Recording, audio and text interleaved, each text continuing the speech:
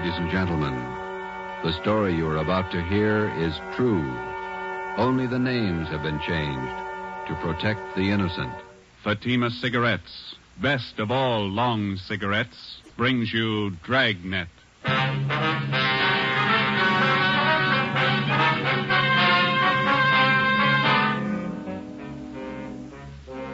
You're a detective sergeant.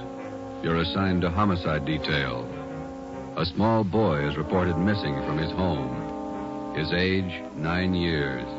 Foul play is suspected. Your job, find him. If you want a long cigarette, smoke the best of long cigarettes. Smoke Fatima.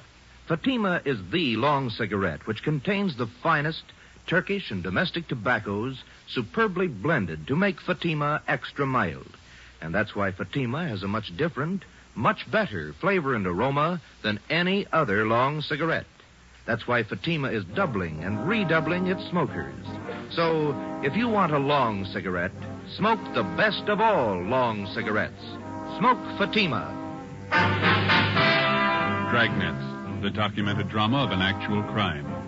For the next 30 minutes, in cooperation with the Los Angeles Police Department, you will travel step by step on the side of the law through an actual case from official police files. From beginning to end, from crime to punishment, Dragnet is the story of your police force in action. It was Thursday, December 22nd. It was cold in Los Angeles. We were working the night watch out of homicide. My partner's Ben Romero. The boss is Thad Brown, chief of detectives. My name's Friday. I was on the way into work, and it was 3:55 p.m. when I got to room 42. Homicide. Hi, Joe. Ben, what you doing? Oh, pretty quiet. How's your mother? Well, that cold's still hanging on. Bad cough. Doc says nothing serious. My kid's got the same thing. Must be some kind of a virus going around. Yeah. Is that a new suit you got on? Oh, yeah. Ma figured I needed one. Let me see. Oh, yeah, that's a nice shade of blue. Where'd you get it? Quincy's down in South Fig. Look okay? Turn around. Oh, yeah, that's a good fit. Did you get all the reports on the Webster case yet? Yeah, all taken care of. Let me get it. Homicide, Friday. Well, this is Levinson, Unit 113J. Got something for you. Yeah, Harry, what's doing?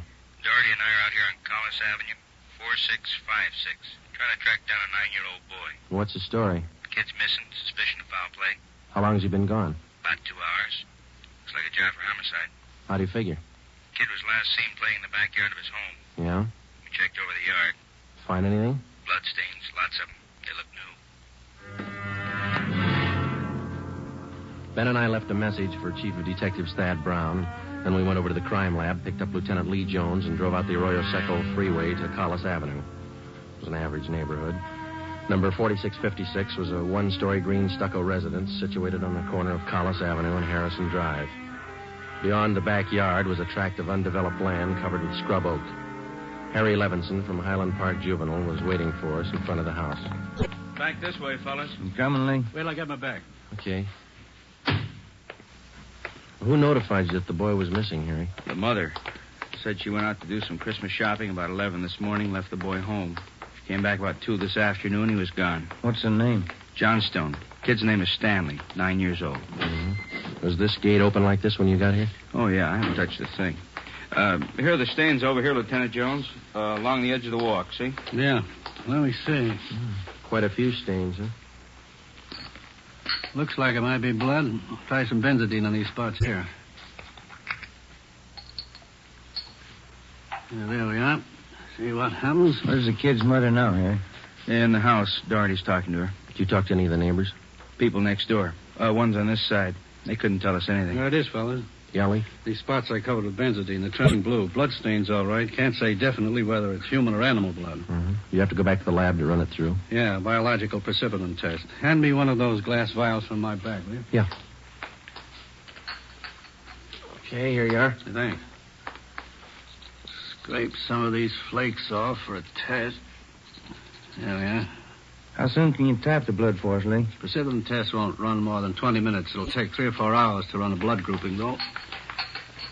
That's it. Anything else you want to check? Levinson, anything else? Oh, right here, my handkerchief. Empty shell. That marker over there by the rose bush, that's where I found it. From a .22, huh? Yeah. Might tie in, might not. Mark it and dump it in this envelope, will you? Oh, yeah. Joe. There you go. Did you get out a missing broadcast on the boy, Harry? Doherty did about half hour ago. Oh, here's a description here. Mm-hmm. Thank you. Mother know about the bloodstain? No, we didn't tell her. She's worried enough already. And she has no idea what might have happened to her boy. No more than we do. She checked all her friends, relatives. We're covering the neighborhood. No trace so far. Not much to go on. Bloodstains, empty cartridge. Could mean 100 things. Any ideas, Friday? Yeah, just one, and I don't like it.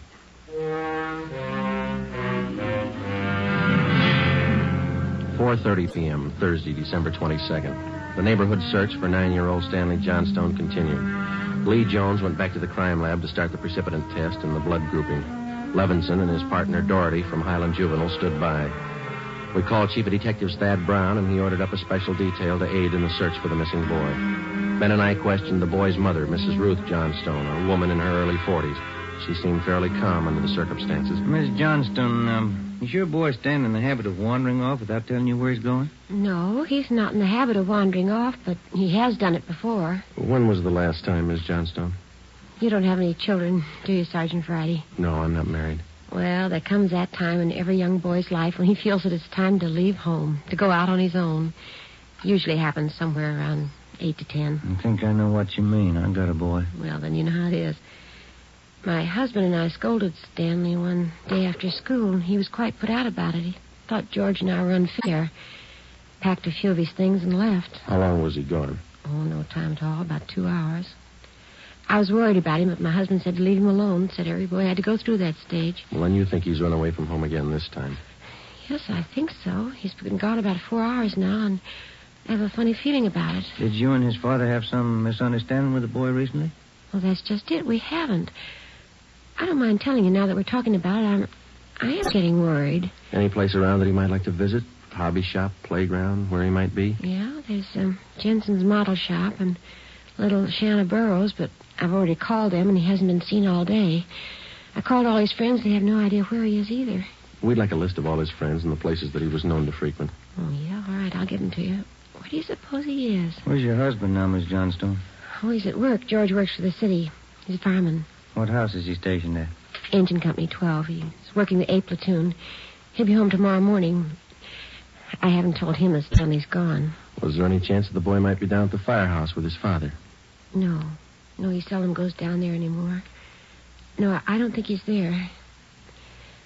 I'm awfully worried. May I call my husband? Certainly. Go right ahead.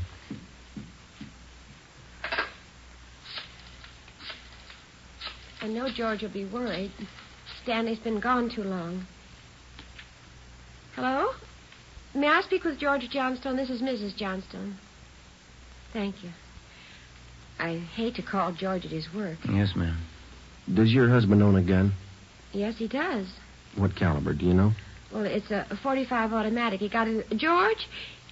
This is Ruth. George, is Stanley down there with you by any chance? Oh. No, I can't find him anywhere. He hasn't been here when I came home from my shopping. There are 2 policemen here. No, I said there are 2 policemen here. Oh, no, dear. I'll call you if we don't find him soon. All right, dear. Yes, you too. Goodbye. Well, I didn't think he'd be with George. That .45, is that the only gun in the household? Well, yes. Why are you asking about guns? Has anything happened that you're not telling me about? No, ma'am. Just routine checking. We'll have to take a look at that .45, though, if you don't mind. Maybe I should tell you. We do have another gun in the house, but it's all wrapped up. George bought it for Stanley's Christmas present. May we see it, please? Well, yes. Will you have to unwrap it? Yes, I'm afraid so. I think I can reach it. We had to hide it. So let me see. Oh, here's the paper it was wrapped in. Stanley must have found it. It's gone. See, here's the gift card and the box the gun came in, the rifle. Can I look at that box, ma'am? Thank you. How about it, Joe? .22 caliber. Thursday, December 22nd, 5:15 p.m. It was getting dark. The search for the missing boy continued. We checked the list of Stanley Johnstone's friends. None of them or their parents had any idea of his whereabouts. We talked with Levinson again. He had been in touch with the detail combing the neighborhood. They had found nothing. We went down to Collis Avenue and 10th Street, service station on the corner. 1 nickel, Joe? No, I got one. You watch for that, huh? Yeah. Okay.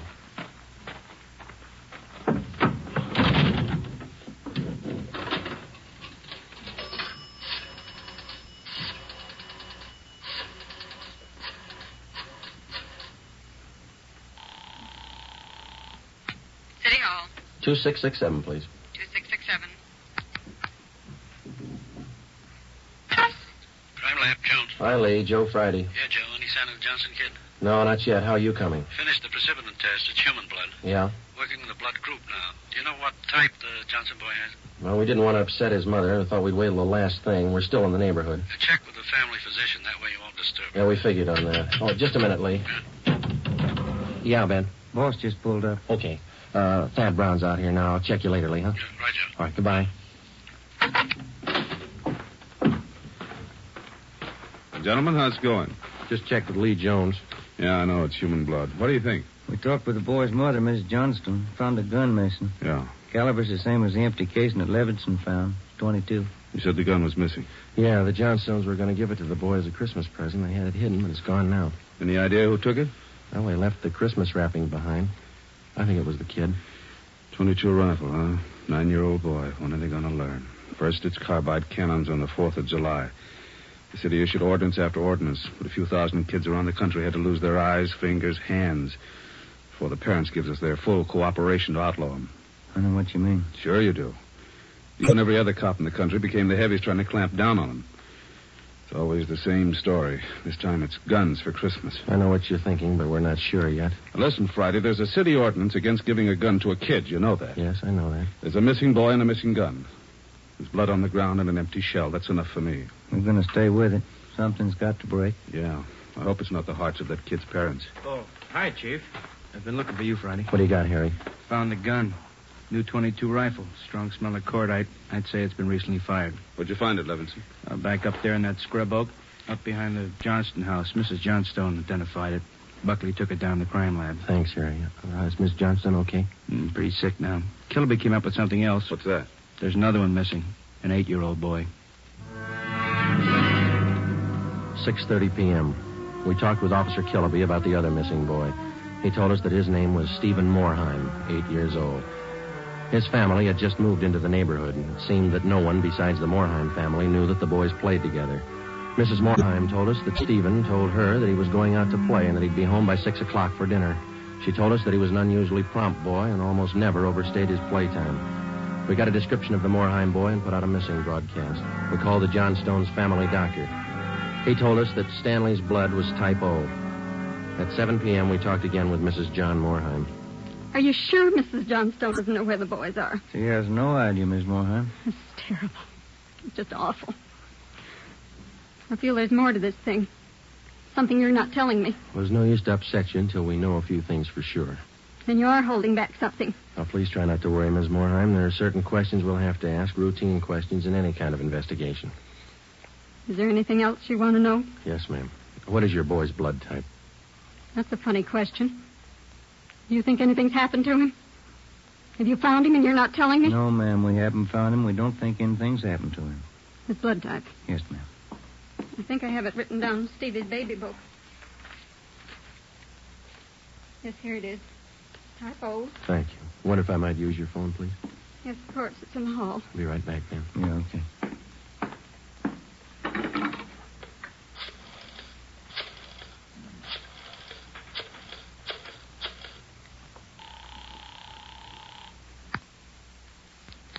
City Hall. 2667, please. 2667.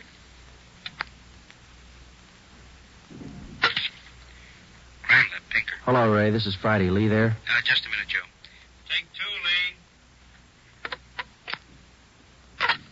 John speaking. Checking back, Lee. Did you get the blood types on the 2 missing boys? Yeah, both boys type O. So were the stains, Joe. Type O.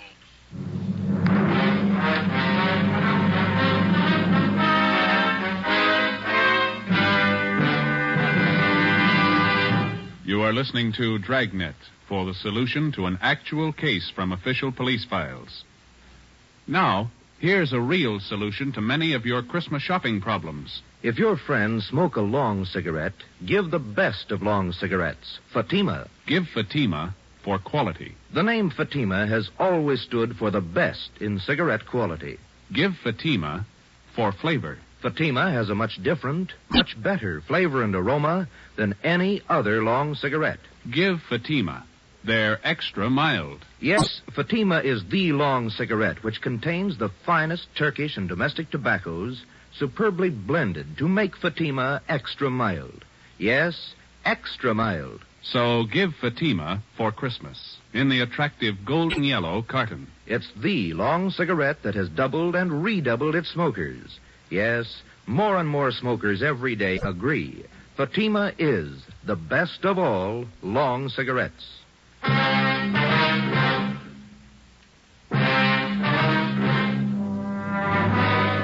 8 p.m., Thursday, December 22nd. Still no sign of either of the missing boys. Chief of Detectives Thad Brown went back to headquarters to direct the search from there. He dispatched another detail of 50 men to aid in the hunt for the missing youngsters. 8:30 p.m. It was getting colder. The citrus growers were warned to expect a freeze. We went up the block to see Mrs. Johnstone. Her husband had quit work early and returned home. We talked with him. He could tell us nothing more than we already knew.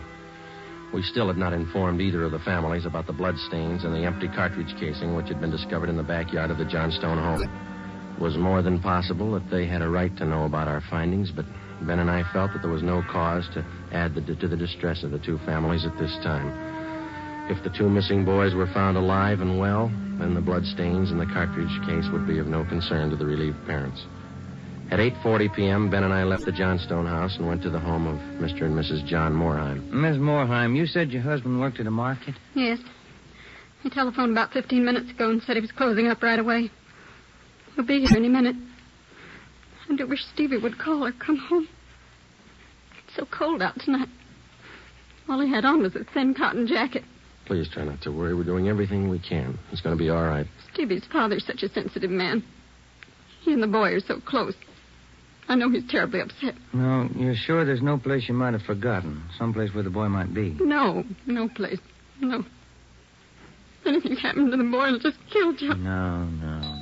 You sit still. I'll get it, Miss Moorheim. Joe? Hi, Harry.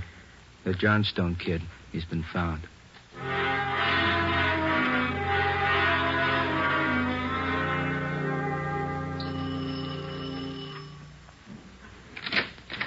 Oh, he's home, Sergeant. He's come home. Thank God he's all right. Where's he been? Did he tell you? No, he didn't. His clothes were all dirty and he's acting strange. I've never seen him like this. How do you mean, Miss Johnson? Well, he just came in the front door and said, "Hello, Mom," and then he sat down in a chair and stared at the floor. He won't talk to his father or me. Do you mind if I talk to him? No, go ahead. I asked him about the little Moorheim boy and he wouldn't tell me a thing. Where is he now? In the living room. Looks all right. Yes. Son, this is a police officer. He wants to talk to you. Now, don't be afraid, dear. He only wants to ask you some questions. Son. You see, Sergeant? Stanley, come on, look at me, son. Get your head up, youngster. Come on, now that's better. Had your mother pretty worried, you know that? You want to tell us where you've been? I wish you'd try to get him to eat a little something. Do you hear that, son? Want something to eat?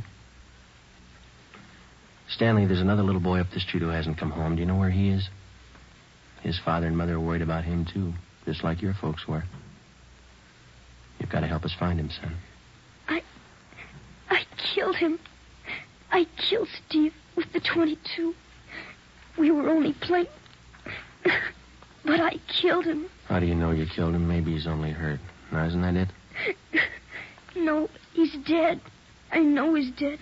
The gun went off. We forgot we put bullets in there. Where is he, Stanley? I hid him. I was scared.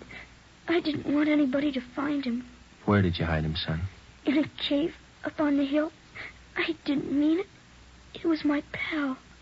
You want to show us where, son? Yes, I'll show you. Please don't send me to jail. 9:15 p.m., Thursday, December 22nd. 9-year-old Stanley Johnstone led the way up the hill behind the backyard of his home. He showed us the wagon he moved the body in. His father came along with us.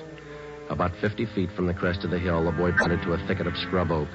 There we found a small cave holding the body of Stephen Morheim. There was a single bullet wound in his chest just below his heart. He was dead. We covered the body. Stanley, how did it happen? I knew my folks were going to give me the gun for Christmas. I knew where it was, and I got it. There was a box of bullets with it. Were you pointing the gun at Stephen? No, sir. No, sir, I wasn't. It was Steve's turn to play with it. I was chasing him. He tripped over the stump there in our backyard and fell. The gun hit him in the stomach, and it went off. Why do you think you killed him if you're telling us the truth? I'm telling the truth, honest. That's the truth. All right, I believe you, son, but why do you think you killed him? It was my gun. Steve would still be alive if I didn't go and get it. I should have waited till Christmas.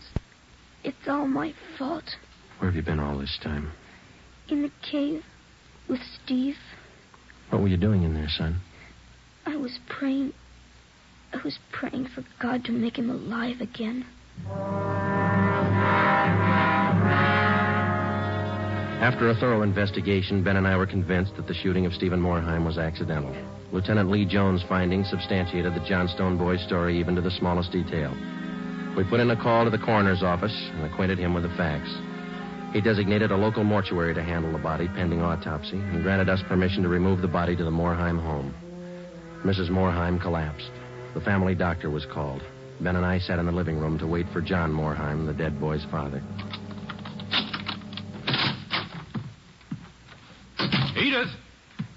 Edith! Mr. Morheim? Yes. You the police? Yes, sir. Where's Edith? Where's my wife? Has my boy come home? Have you found him? Yes, sir. Oh, where is he? Steve! Stevie! Where's Steve? He's hurt, isn't he? Yes, sir. Oh, where is he? I want to see him. He's hurt bad, Mr. Morheim. Oh, where is he? I want to see him. He's in his room. How bad? Pretty bad.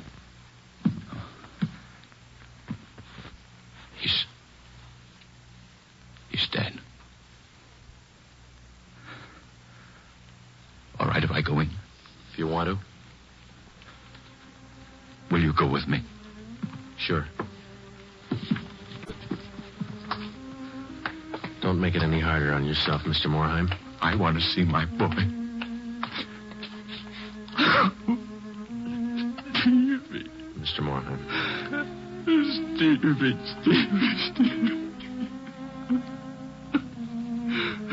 Listen to me, son. We've got you a lot of nice things for Christmas. Everything you wanted. I got you the 3 new cars for the train. The one with the searchlight is really works.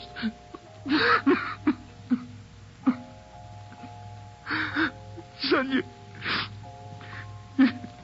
you got that new switch you wanted to, and a little more try.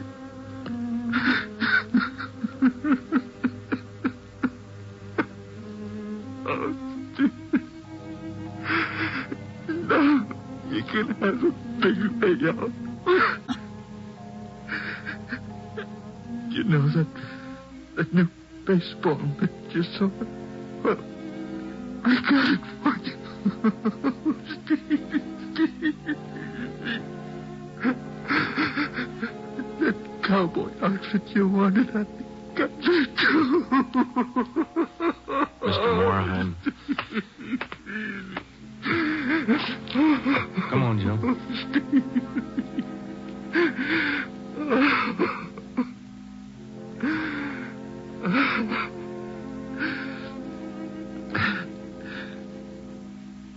What happened? It was an accident. He was playing with the Johnstone boy up the street. Playing with a gun. It went off. What was the other boy's name? Stanley Johnston. It was an accident. Mr. Morheim, where are you going? I want to see that boy. We had no idea what the dead boy's father had in mind. We didn't feel that we should try to restrain him. We went along with him up the street to the Johnstone home.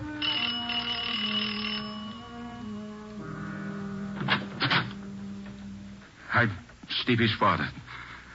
Where's your boy? I'm sorry. Where's your boy? He's right here. Won't you come in? It's all right, Miss Johnstone.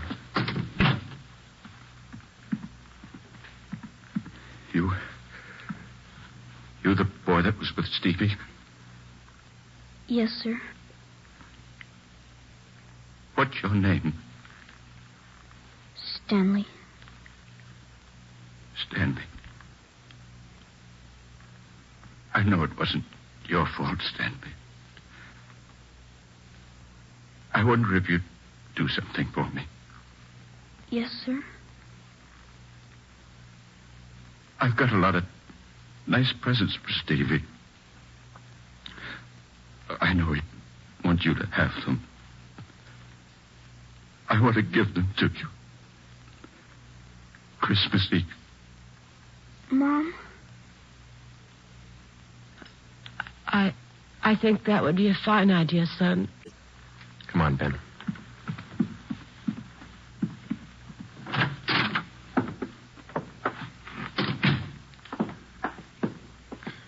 Well, what does it all prove, Joe? You don't give a kid a gun for Christmas.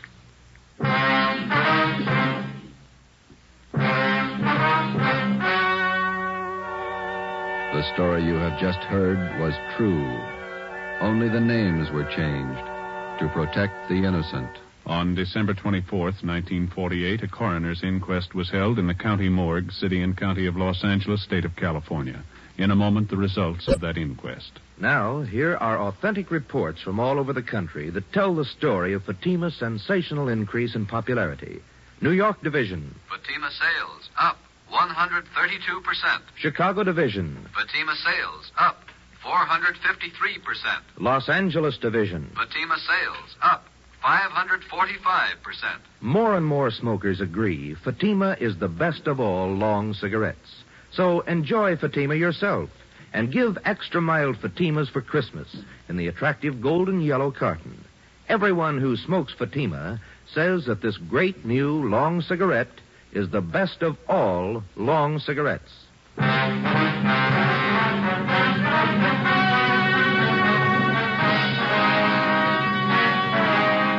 At the coroner's inquest, it was officially recorded that Stephen Morheim's death was the result of an accident.